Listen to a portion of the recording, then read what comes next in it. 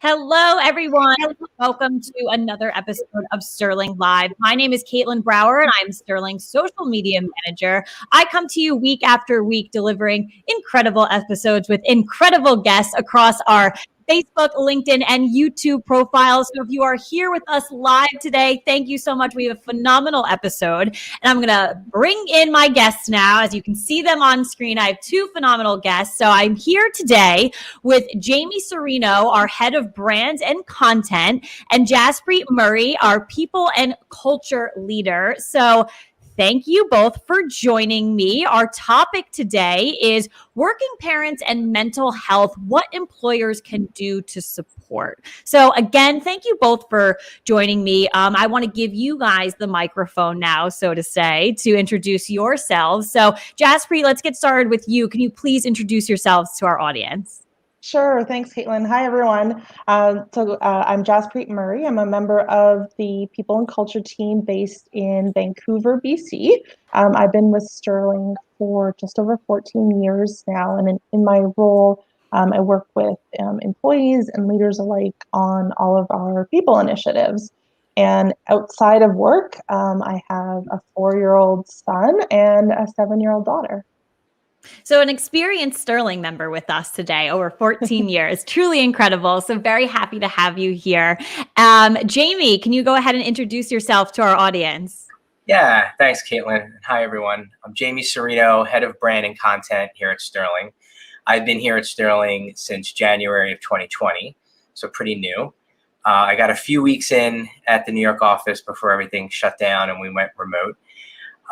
So my background is nonprofit and technology companies, mostly branding work and marketing and some communications. And I have a little bit of a psychology background as well. Yeah, so that is great. And again, two amazing guests. I introduced the topic. So as everyone can see, we're talking about working parents. We're talking about mental health. And most importantly, we're talking about what our employers can do to help support employees, during these times with everything like this. So Jamie and Jaspreet are two amazing guests to go over this topic. One of the main reason is because the two of them are working parents. So that's kind of how we'll start things off on the show today. But before we get started, I did want to remind our audience on Facebook, LinkedIn, and YouTube. If you're watching live right now, you can actually ask our guests any questions that you'd like.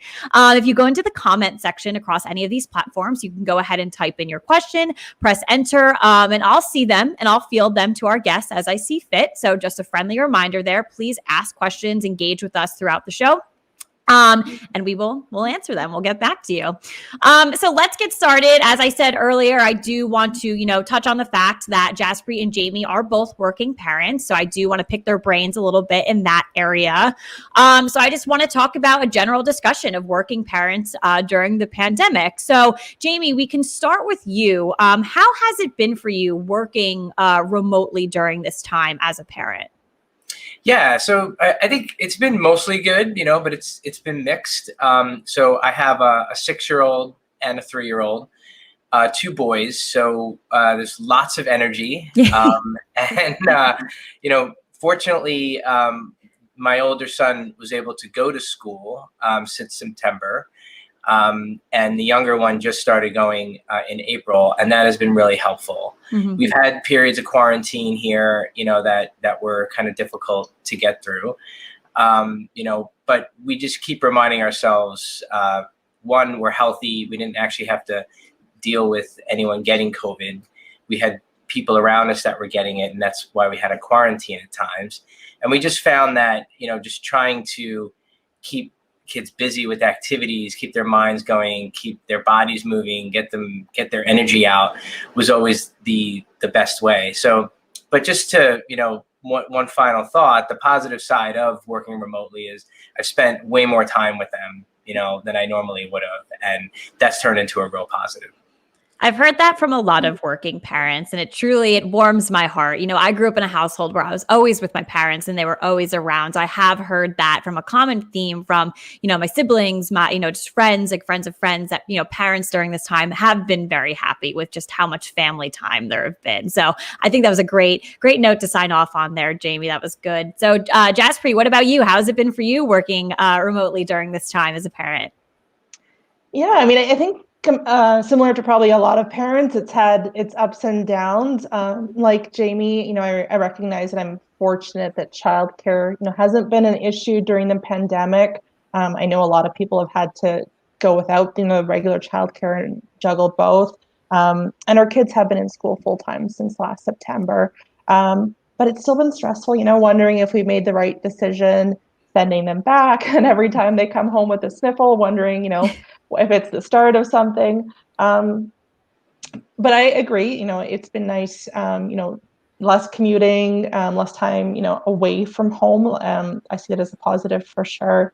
On the flip side, it has felt a bit restrictive at times in terms of what we can do socially, with the kids compared to before, and kind of worrying about the impact that it's had on the kids as well. Like I recognize, in comparison to, some parts of the world where the COVID situation is really, much worse than it is here. I recognize that we're fortunate that these are just sort of inconveniences versus, what others are dealing with. So I think it put, having that perspective in mind makes me more, appreciative and, have a better attitude about, just going with the flow.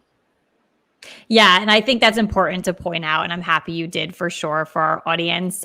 So Jamie, you did touch on a little bit, building up on the activities for the kids and kind of keeping them busy. So I feel that's kind of like a tip or a best practice. But do you have any other tips, guidance, words of wisdom for our audience, being a working parent remote during this time?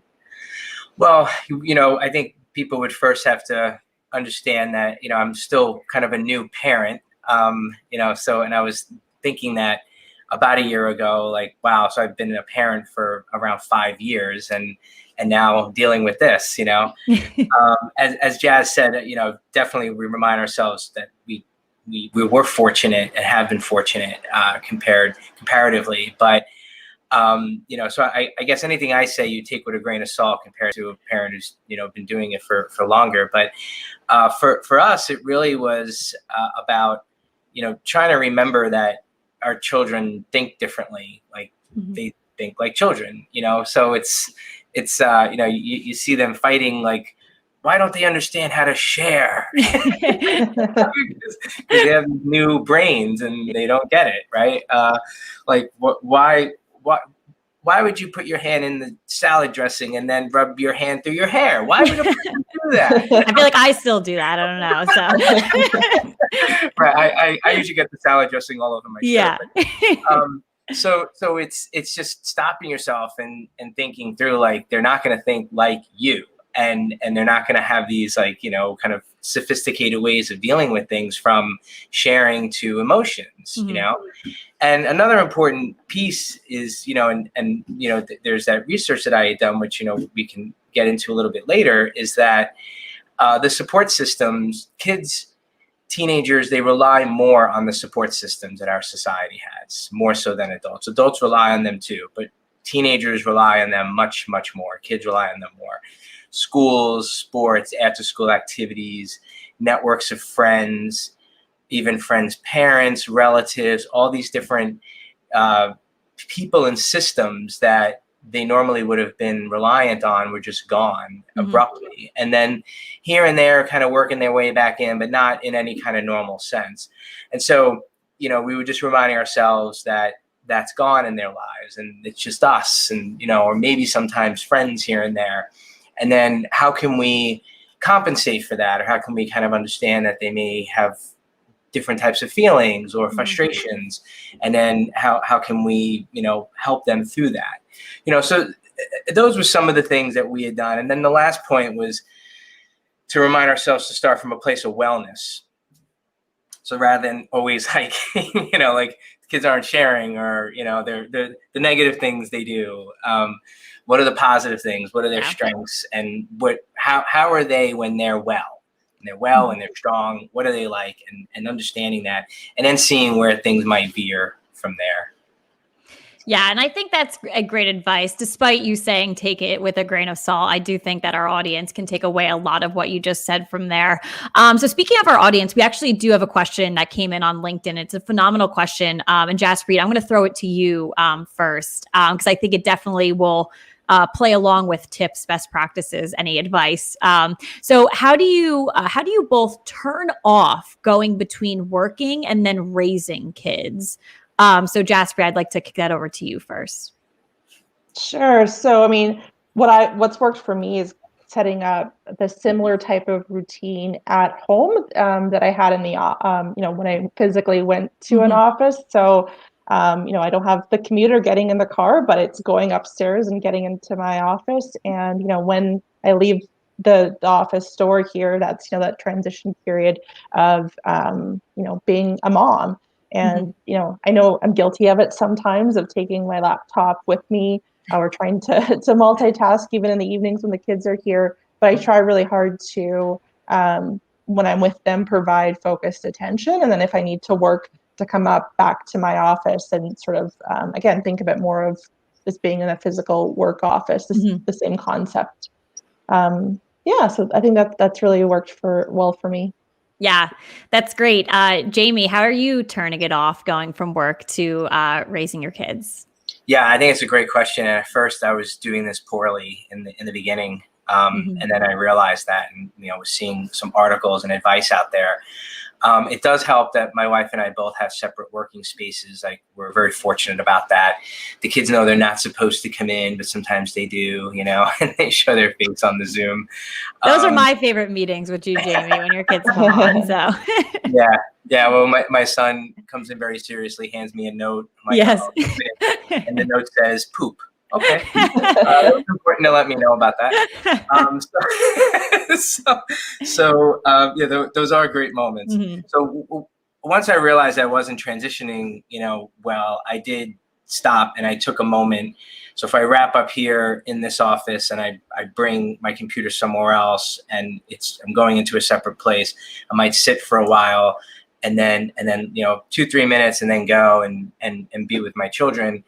And like Jazz said, I became good about putting the phone down and not checking, or if I'm going to check, I'll say, I'm going to check work now. I'll be back in 15 minutes or something, and being very deliberate as opposed to trying to do two things at once, and I think that I was guilty of doing that in the beginning, and I stopped. And so having those sort of definitive sort of like time parameters and even space parameters, I think for me, it ended up being very helpful. And then I found that I was engaging better. My kids could rely on me more, that I was really there, and then, I just think that was probably a little something that helped.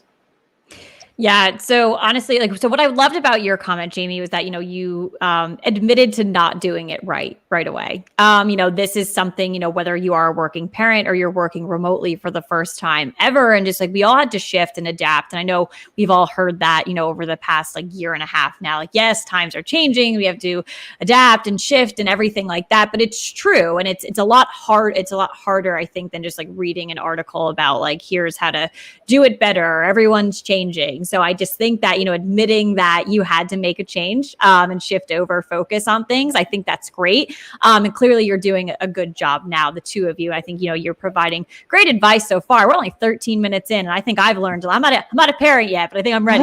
I'm ready tomorrow to become one. I'm kidding. But learning a lot from the two of you for sure.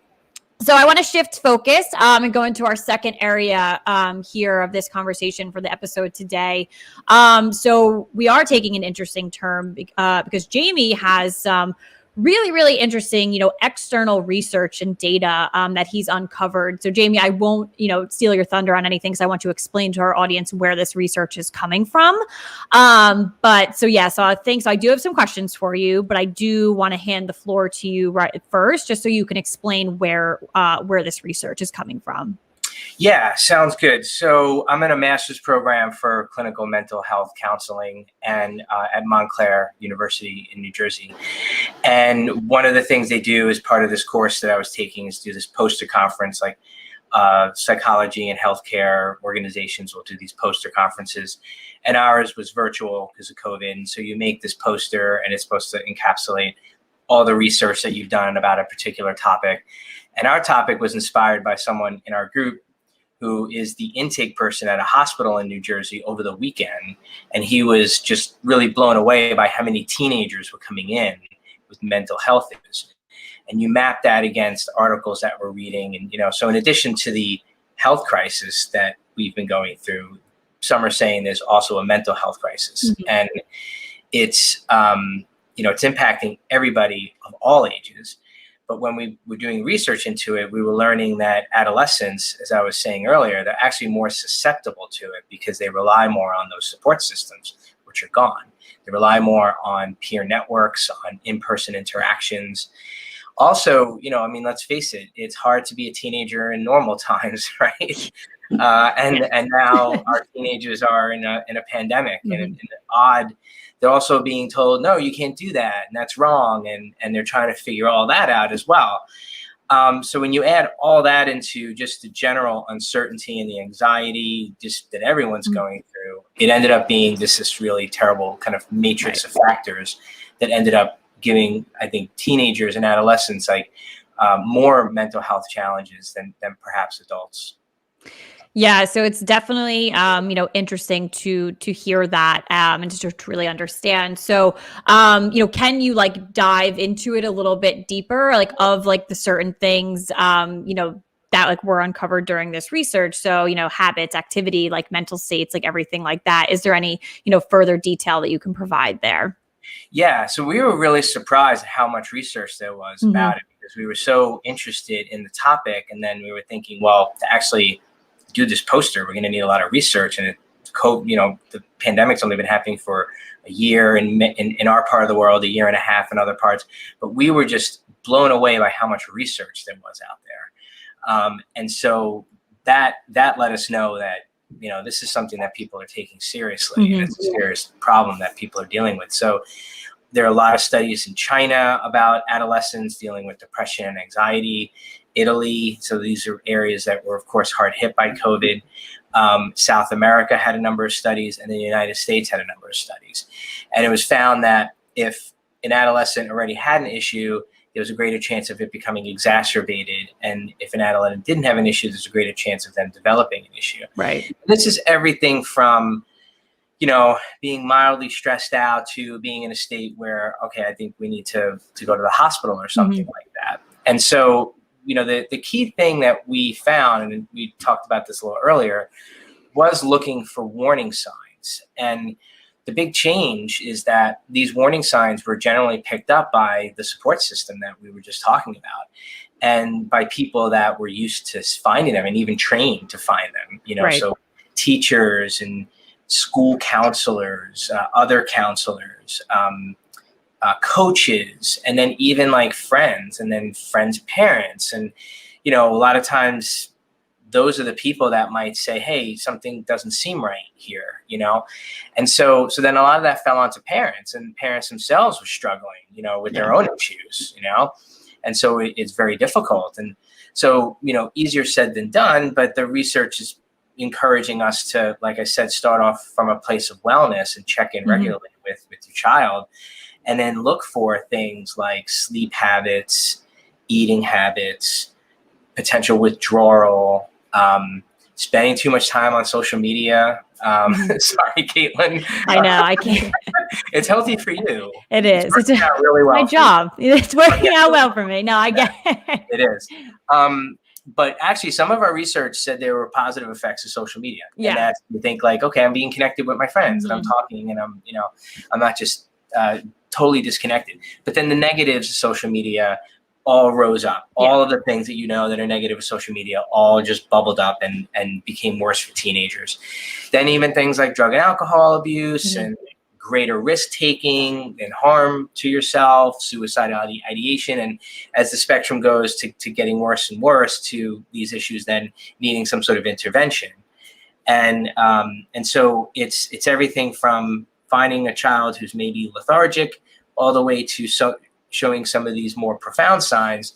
Then what's the intervention? And more and more professionals are being sought out, and there's probably a shortage of professionals actually to work specifically with that population.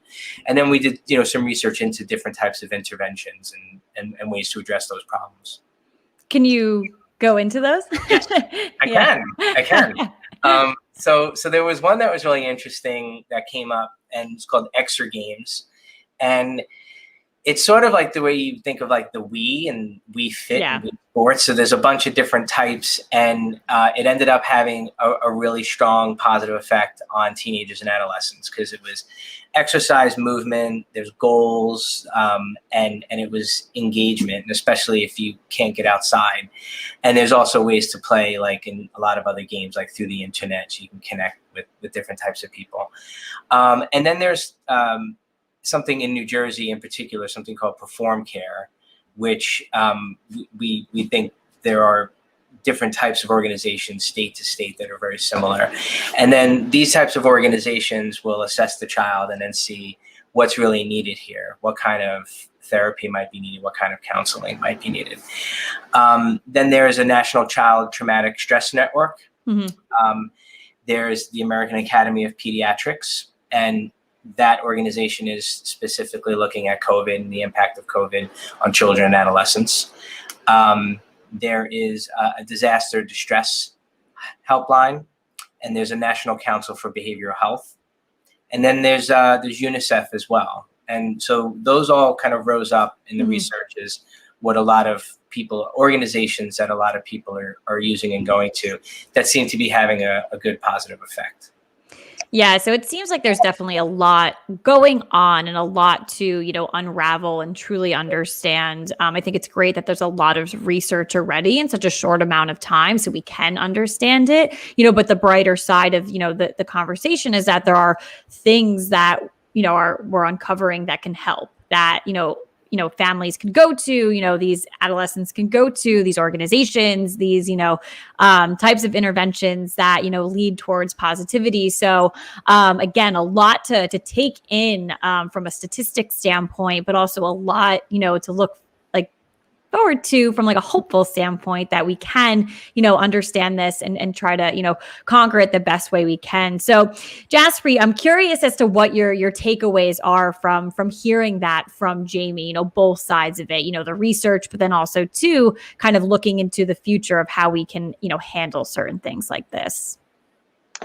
Yeah, I'll say that although my kids are a bit younger, I'm not surprised to hear the research confirming this. The age ranges my kids are in, normally there would be, play dates, new friendships building, team sports. My daughter just celebrated her second COVID birthday last week, and again, fortunate for what we were able to do, but she wasn't able to have any friends over. And my son, when he started school this past year, there was this girl in his class that immediately when he came into class wanted to hold his hand, and we had to tell them not to do that. And now when they go out in public and go to a playground, they know not to get, into close contact with any other kids. And I worry about, sort of the long-term impacts of, feeling like you always need to keep that distance and not interact with others. I guess my takeaway really is, what Jamie talked about before, recognizing that they're still kids and learning, and being extra patient with them. I think it has been hard, right? Because as parents, we're also feeling extra burdened, and then feeling like we need to go above and beyond in supporting our kids. But, I really tried to take a, pause, take a moment to absorb and think through, everything that they've sort of known has been, turned upside down the last year and a half. And, as much as we think it impacts us, it's kind of changing what they know to be true about the world. So, I will say though, I do try to tell myself that in general, kids are pretty adaptable and that they'll be okay in the long run. I'm sure that I have probably complained more about restrictions and things that we're missing out on than the kids have, and maybe that's a benefit of the short-term memory that they have at that age. Is hopefully they'll move past this and be able to build upon that network again in the not too distant future. Yeah, and I think that's great for sure. So Jamie, you're clearly, super close to this research. You've been looking at it for a while now and executing on it. And hopefully I don't know if your poster presentation happened already, but I do hope it was very successful. Because it was good. Yeah, great. That's great to hear. So what are your takeaways from this? Like, how have you been feeling, analyzing this research for so long and now sharing? Yeah, looks like Caitlin's freezing up, but I think I got the gist of her question. So one of the things that we saw in the research is that it's very helpful to actually be able to label things. And I think that, as a culture, more and more, and I was actually reading this article about how a lot of the phrases and stuff used in counseling are making their way into mainstream culture. Things like the word trigger, that triggers me, that was really more in like the psychology kind of realm, and now it's kind of made its way into the mainstream, which is good. And so the same with children, and really the same with adults who might not always be thinking about how do I feel, how does my child feel. And it's helpful if you can give the child those words and teach them to understand what they mean, and that's how I feel. And this way there's an understanding, as opposed to either not really checking in on how they feel and instead taking some sort of action, which might be a negative coping mechanism, or anger, or something like that. And then it's also like, well, then why do I feel like this? How can I get to the root of it? And I think also parents reminding themselves we're still in this pandemic. It's still odd and frustrating, and reminding kids that, it's going to change, and this is how things are now, and this is why you might feel the way you do. So we saw that in the research as being a strong kind of mechanism there, just to teach people, teach parents, teach kids to talk about it, take away the stigma of feeling like, oh, I should see a counselor, or I'm talking about my feelings, and take away that stigma, and then give people sort of the tools to talk about it, and that ends up helping out a lot. Yeah, and I think that's great. So let's talk a little bit of what Sterling is doing for our employees. We've had a bunch of episodes around, how we give back to our employees, how we support our employees, and it's always great to hear what we're doing as an organization. So I want to turn and talk about that now. So Jaspreet, my first question is that, we have a Sterling's Parents Network. So I'm really curious about what all that entails, what it is. And our audience definitely is as well. So can you explain what this network is and how it got started? Sure. So we started this early last summer, early on in the pandemic, when we were all learning to work from home at the same time that our kids were learning to school from home. Obviously, it was a lot and a big adjustment for everyone. So we wanted to have a place where Sterling parents could get together, talk openly about their experiences, learn that we're in this together, share resources, learn from one another. So part of it is just being able to, get things off your chest, share how things are going. And then the other part is, trying to think of solutions for one another. Like, hey, I tried this, my family, like in terms of time management or entertaining my kids while at home, and then having other parents try it. So it's also a really great opportunity to talk to people across different groups and promote relationship building in a virtual world where you might not get the opportunity to talk to as many people on a personal level. So I've really enjoyed getting to know other Sterling parents, learn about their kids, and again, learn about who they are as a person kind of beyond the employee at Sterling. Yeah, such an incredible network that your team has put together. I've heard the best of things. I even like sneak in sometimes on the teams group and like see what you guys are posting. So it's all great things, and it's truly tremendous, what you've put together. And I'm happy that even you too, being like a leader within it, that you've also felt that you've learned from it. So I think that's amazing. So speaking of learning from the network, what have been some of the key learnings or key takeaways from it so far? Sure. I guess I'll share sort of as a group and then me personally. As a network, I think one of the biggest learnings is that parents all over the world are actually more similar in their shared experiences, working from home, schooling from home than different. Like initially we had smaller subgroups meeting, by country, and we've started bringing those discussions together because the themes are consistent across all. And it's just nice to get together and, really feel like that we're all in it together sort of vibe when we connect. Like in terms of a personal learning for me, one of our leaders in one of the open conversations that we had on the Parents Network shared really this concept of prioritization versus balancing it all, meaning that it's very difficult to give 100% of yourself to everything all the time.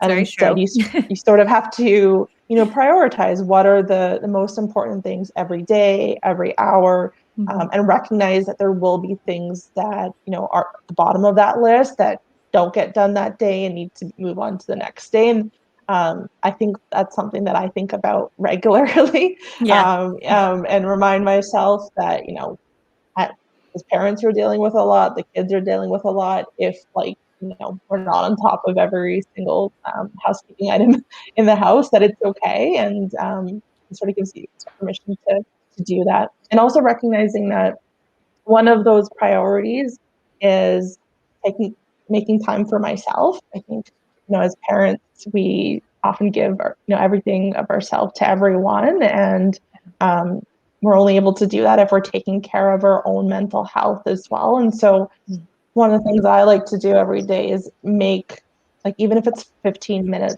a day, that I'm, get to do something for myself in, peace and quiet, get some time to think on my own. And, even if it's a short period of time, I find it to be really meaningful. Yeah, no, I love the learning that you got from it, but then also to that last piece of advice that you had just offered, just taking some time for yourself, even if it is a shorter period of time, taking it for yourself is really great. So do love that advice for our audience. So Jamie, what are your thoughts on the Sterling Parents Network and anything that, you were able to grab and learn from it over the Yeah. Caitlin never gets to finish her questions to me. So I also think it's a great network, and it's one of many networks that Sterling has here. And I find it to be wonderful that how Sterling thinks of its employees and has these support networks and stuff. And I found it really good too, to get in there and get advice. You also just have this feeling like they're going through it too. You have a hard time and other people are going through it too. Here's some advice. And then you see like a lot of positivity too, and people talking about some great things that their kids did and stuff. And so it's a nice mix of things that just, kind of, I think, centers you a little bit more, which is really important. Well, gold star for you, Jamie, for only hearing half of my question and still answering it phenomenally. And again, yeah, I just spoiler, Jamie is my manager, so he knows my mind and what's going on in there. So he knew what I was going to ask him. So I would love to know the future of the Sterling Parents Network. So Jaspreet, is there anything to come? How is it going to develop? The future? Anything like that you can tell our audience? Yeah, sure. So I definitely think it's something that we want to continue even post-pandemic. It's again highlighted some of the importance of networks and having resources even again outside of a pandemic. And we want to keep the network evolving, and I think we'll do so based upon parent feedback, what's most meaningful to the team. whether it's podcasts or education, more forums for open discussion. One of the things that we're looking to do right now is create subgroups sort of based upon the age ranges of children. It's a great so idea. when we meet, we have people that have like newborn babies all the way up to teenagers. Approach obviously is different and the challenges that they're dealing with. So we're hoping to connect parents with other parents within the same age group, just so that they know who those people are. They can say, hey, I'm dealing with this. Is this something that's come up for you? And problem solve together. So it's more so what I love is that you want to continue it, like post, everything that's going on right now and just truly be a network for parents for anything that's going on in their life as a parent and their child's lives. So I think that's a great development for this network for sure. And I know all of the parents at Sterling are really going to benefit from this. So I think that's great. Real quick, I do want to remind our audience that you can ask questions. We are coming close to the end of the show, which has been a phenomenal show, if I do say so myself. The two of you guys have been great. But on Facebook, LinkedIn, and YouTube, you can ask questions. Pop them in the comment section, press enter. And we will go ahead and ask Jamie and Jaspreet. But I wanted to give a second, anything else that the two of you want to call out that Sterling's doing right now and to really help our support our employees, just kind of like give the spotlight to that. So Jamie, we can start with you. Yeah, well, I think as I said before, there are a number of networks and groups. In addition, I think that our senior leadership is very good about talking about world events, which is good. So it gets us all talking about them and feeling like it's okay to talk about these things at work. They create forums for them. They address them. They let us know how they're feeling about it. I think that's really good. So there's always just been this open atmosphere of like, speak your mind, tell us how you're feeling. And if you're stressed about something, it could maybe a world event or a personal event. And in addition, there are also, just like the EAPs and things like that are here. And that's really great too. So as I said, I just always felt that I've only been here for, about a year and a half, but just always felt that everyone here is looked at as really special and important and individual, like a unique individual. Yeah. And I just think that you feel that coming down from senior leadership, and it's there in the programs, it's there in the atmosphere and the climate, the culture, and in what everyone walks around saying. I can attest to that for sure. And I think it's a great point. I truly do feel like a unique individual every time I log on every day. So I think that's great, Jamie. Jaspreet, anything that you want to call out how Sterling is, supporting our employees during this time? Sure. So I think that's kind of been one of the silver linings of the pandemic. Supporting the mental health of our employees has always been a priority, but I think that conversations around mental health have become more normalized during this time, which I think helps break the stigma and makes it so that people are more comfortable sharing their experiences. So as Jamie mentioned, we, in addition to the parent network, we put a number of employee resource groups for our employees, to provide, again, that network for sharing and open discussions. It's Mental Health Awareness Month right now. So each week we've been running a specific initiative, sharing the EAP services and resources that we've got for our employees. Beyond that, we've been doing training and, again, providing more opportunities for connection. Later this week, we're having what we're calling reset conversations. So again, it's open forums for people that are comfortable to share how they're doing, to discuss mental health and support. And I think it's really helpful. Last week we ran, some training for leaders, on how to support the mental health and well-being of their employees. Simple things like modeling healthy behaviors, checking in frequently, and creating a safe space. So we've got lots of initiatives that are going on, again, to support mental health, again, in May, because it's Mental Health Awareness Month, but always, as a key initiative of ours for our people at Sterling.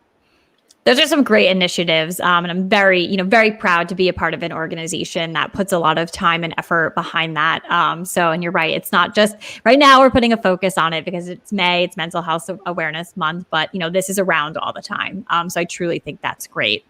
So at this time, we don't have any further questions, but if you are still watching live, please, I'll still take your questions. Don't worry. But I do want to gather some final thoughts from the two of you from our show today, which has truly been incredible. So Jamie, I will pass it off to you first. Just any final thoughts you have for our audience. Yeah, well, two things came to mind as we were talking, and they further drive home 2 points that I made. And there was one day when I asked my son, I was like, how you doing? He goes, I'm ambivalent. So he's like, I think he said that when he was 5. And I'm like, do you know what that means? He's like, yeah, I don't feel one way or the other. I'm like, great. Like, who taught you that word? He's like, I don't know. I just heard it. I'm like, okay. I was like, that's good. So add that to your list of words that talk about your feelings. So to drive home that point, a funny story there, and to drive home the point that kids think differently than us. We've been doing this like storytelling thing, and my older son wanted to focus on like, okay, let's do something around haunted houses and stuff. So he goes, okay, you walk in this house, it has no electricity, no running water, and no Wi-Fi. That's like my house right now because my internet keeps going out. So tell your son my house is a literal haunted house. Right. So that was the thing that made it the worst thing, is there was no Wi-Fi in this haunted house. And then he went on to tell the story, but just like a funny thing that gives you insight into how kids might be thinking. I love that. It's a really good way to wrap up the show for sure, I think. Jaspreet, final thoughts from you. Really, again, just highlighting, I think, the value of network and contacts, just providing open forums for discussion. I think they've truly been invaluable to our employees, for myself, from what I'm hearing of others. And it's not something that's overly complicated to implement, right? It's just providing the time and space for people to share their stories and learn from one another. I think that's great. So the both of you just really wrapped it up perfectly. You wrapped up a perfect episode perfectly. I cannot stress that enough. But again, yes, thank you to Jaspreet and Jamie, my two wonderful guests today. Thank you for everyone who joined us live on Facebook, LinkedIn, and YouTube, or if you're watching this on demand. As always, we love our audience. You are super engaging. We have got great viewers every week. So definitely thank you to everyone for watching. I will be back next Tuesday at 1 p.m. Eastern with Angela Preston. So you do not want to miss that Sterling Live. But thank you both so much. This truly was a great, great episode. Thanks, Caitlin. Thank you.